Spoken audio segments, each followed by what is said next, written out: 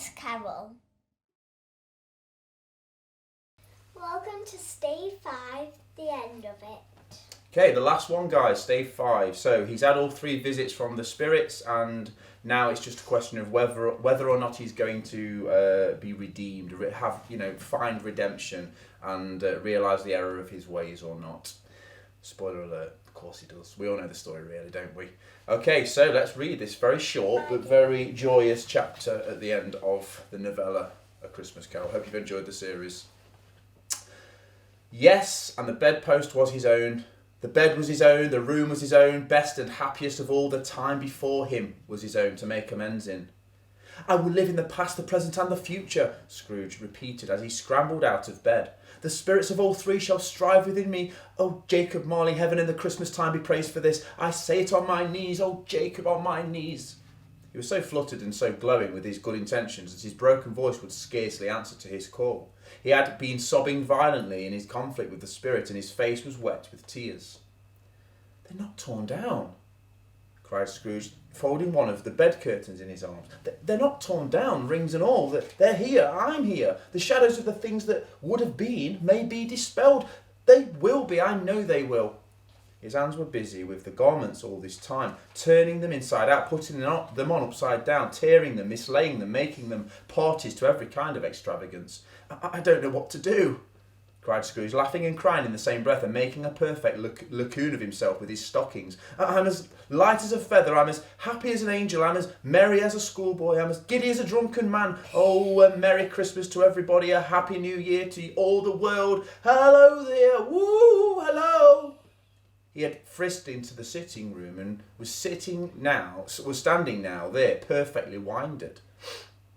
There's the saucepan and the gruel was in it, cried Scrooge, starting off again and going round the fireplace. There's the door by which the ghost of Jacob Marley entered. There's the corner where the ghost of Christmas Present sat. There's the window where I saw the wandering spirits. It's all right. It's all true. It all happened. Really, for a man who had been out of practice for so many years, it was a splendid laugh, a most illustrious laugh, the father of a long, long laugh of a line of brilliant laughs. So he's finally learned to be happy. It's the first but not the last of those laughs. I don't know what day of the month it is, said Scrooge. I don't know how long I've been among the spirits. I don't know anything. I'm quite a baby. Never mind. I don't care. I'd rather be a baby. Hello! Woo! Hello here! He was checked in his transports by the churches ringing out the lustiest peals he'd ever heard. Clash, clash, hammer, ding, ding, dong, ding, dong, bing, bing, bang, bing, bong, bing, bong. Oh, glorious, glorious. I'm not good at onomatopoeia. Over to you. Running to the window, he opened it and put out his head. No fog, no mist, clear, bright, jovial, stirring, cold piping for the blood to dance to, golden sunlight, heavenly skies, sweet fresh air, merry bells. Oh, glorious, glorious! What's today? Cried Scrooge, calling downward to a boy in the Sunday clothes who perhaps had loitered in to look about him. Eh? Returned the boy with all his might of wonder. What's today, my fine fellow? Said Scrooge. Today? Replied the boy. Why, Christmas Day. It's Christmas Day? Said Scrooge to himself. I haven't missed it. The spirits have done it all in one night. They can do anything they like. Of course they can. Of course they can. Hello, my fine fellow.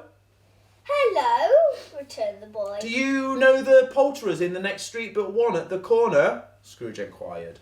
I should hope I did, replied the lad. An intelligent boy, said Scrooge. A remarkable boy. Do you know whether they've sold the prize turkey that was hanging up there? Not the little prize turkey, the big one. What? The one as big as me? Returned the boy.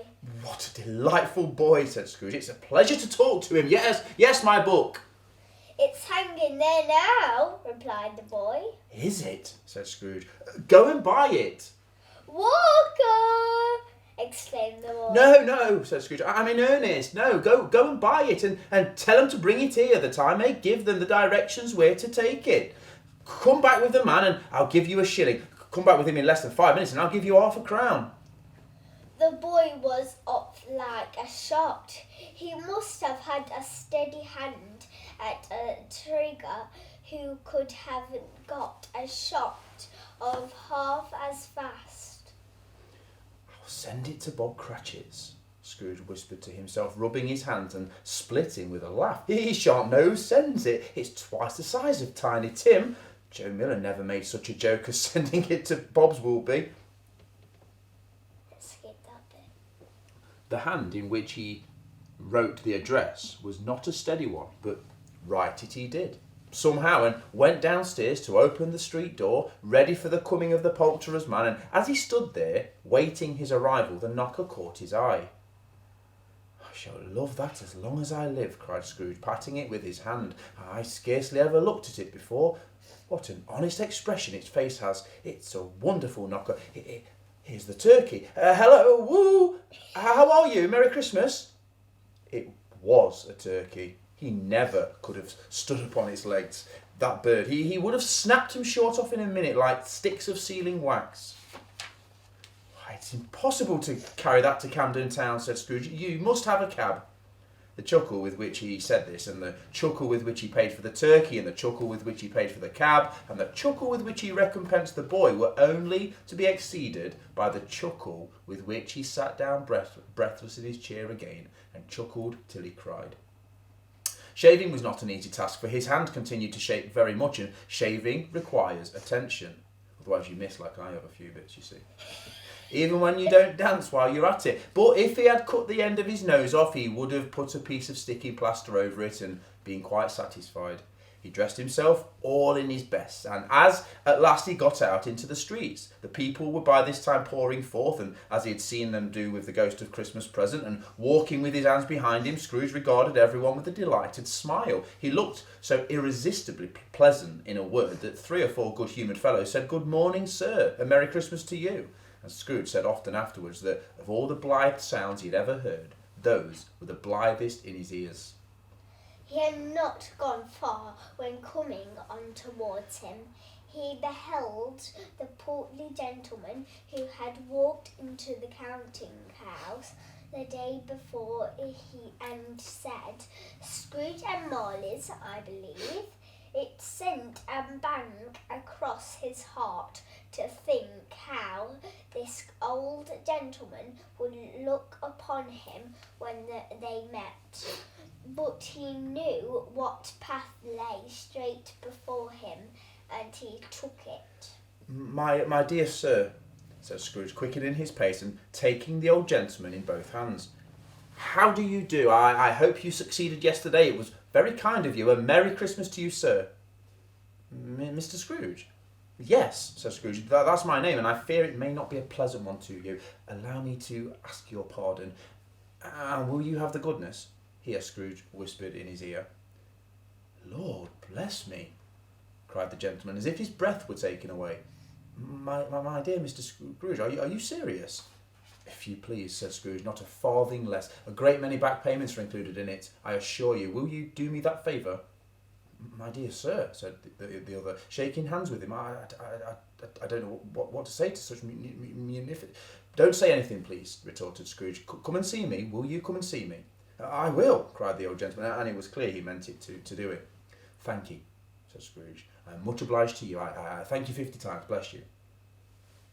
He went to church and walked about the streets and watched the people hurrying to and fro, and patted the children on the head, and questioned beggars, and looked down into the kitchens of houses and up to the window, and found that everything could yield him pleasure. He had never dreamed that any walk, that anything could give him so much happiness. In the afternoon he turned his steps towards his nephew's house. He passed the door a dozen times before he had the courage to go up and knock, but he made a dash for it and did it. "Is your master at home, my dear?" said Scrooge to the girl. Nice girl, very. "Yes, sir." Where is he, my love? Said Scrooge. He's in the dining room, sir, along with the mistress. I'll show you upstairs if you please. Thank you. He knows me, said Scrooge, with his hand already on the dining room lock. I'll go in here, my dear. He turned it gently and sidled his face in round the door. They were looking at the table, which was spread out in great array, for these young housekeepers are always nervous on such points and like to see that everything's right. Fred, said Scrooge. Dear heart alive, how his niece by marriage started. Scrooge had forgotten, for the moment, about her sitting in the corner with the footstool, or he wouldn't have done it on any account. Why, bless my soul, cried Fred. Who's that? It's I. It's your Uncle Scrooge. I've come to dinner. Will you let me in, Fred? Let him in? It's a mercy he didn't shake his arm off. He was at home in 5 minutes. Nothing could be heartier. His niece looked just the same. So did Topper when he came. So did the plump sister when she came. So did everyone when they came. Wonderful party, wonderful games, wonderful unanimity, wonderful happiness. But he was early at the office the next morning. Oh, he was early there. If he could only be there first and catch Bob Cratchit coming in late. That was the thing he had set his heart upon. And he did it. Yes, he did. The clock struck 9. No, Bob. 1:15. No, Bob. He was full 18 minutes and a half behind his time. Scrooge sat with his door wide open, that he might see him come into the tank. His hat was off before he opened the door. His comforter too. He was on his stool in a jiffy, driving away with his pen as if he were trying to overtake 9 o'clock. Hello, growled Scrooge in his accustomed voice, as near as he could pretend it. What do you mean by coming here at this time of day? I'm very, very sorry, sir, said Bob. I'm behind my time. You are, repeated Scrooge. Yes, I think you are. Step this way, sir, if you please. It's once a year, sir, pleaded Bob, appearing from the tank. It shall not be repeated. I was making rather merry yesterday, sir. Now I'll tell you what, my friend, said Scrooge. I'm not going to stand this sort of thing any longer. And therefore, he continued, leaping from his stool and giving Bob such a dig in the waistcoat that he staggered back into the tank again, and therefore, I'm about to raise your salary. Bob trembled and got a little nearer to the ruler. He had a momentary idea of knocking Scrooge down with it, holding him and calling to the people in the court for help and a straight waistcoat. Merry Christmas, Bob, said Scrooge, with an earnestness that could not be mistaken, and he clapped him on the back. A Merry Christmas, Bob, my good fellow, a merrier Christmas than I've given you for many a year. I'll raise your salary and endeavour to assist your struggling family, and we'll discuss your affairs this very afternoon over a Christmas bowl of smoking bishop. Bob, make up the fires and buy another coal scuttle before you dot another eye, Bob Cratchit. Scrooge was better than his word. He did it all and infinitely more, and to Tiny Tim, who did not die, he was like a second father. He became as good a friend, as good a master, as good a man as the old city knew, and any other good old city for that matter, or borough, or good old town in the world. Some people laughed to see the alteration in him, but he let them laugh and little heeded them, for he was wise and enough to know that nothing ever happened on this globe for good at which some people did not have their fill of laughter in the outset, and knowing that such as these would be blind anyway, he thought it quite as well that they should wrinkle up their eyes in grins and as having the malady in less attractive forms. His own heart laughed, and that was quite enough for him. He had no further intercourse with the spirits, so no more communication with them, okay? But lived upon the total abstinence principle, yeah. Ever afterwards, and it was always said of him that he knew how to keep Christmas well. If any man alive possessed the knowledge, may that it be truly said of us and all of us. And so, as Tiny Tim observed, God bless us, everyone. Yeah, high five. You got a little bit of a cold today as well, haven't you? So you did amazing to soldier through that read. Well done and fabulous. And you look very festive too, Aurora. So, yes, I think that was a good show all round. Well done. Did you enjoy the novella? Is it a good story? Yeah. What about Stave 5? Are you glad that Scrooge finally became a nice man? Well, I know that anyway. I know, but pretend you've never seen it before and you've read this. Would you be happy now thinking, oh, so glad he turned his life around?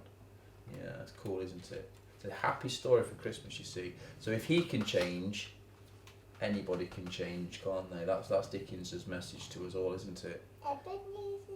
Right, okay. Do you want to, for the last time, say goodbye to the viewers? Okay. What are we saying? Oh, okay. Like that. Ready? 3, 2. Bye bye, Camwa. Mwah. Might need to explain that one. That's what you used to say when you were about 2, wasn't it? Bye bye, Camwa. Come on, that's it.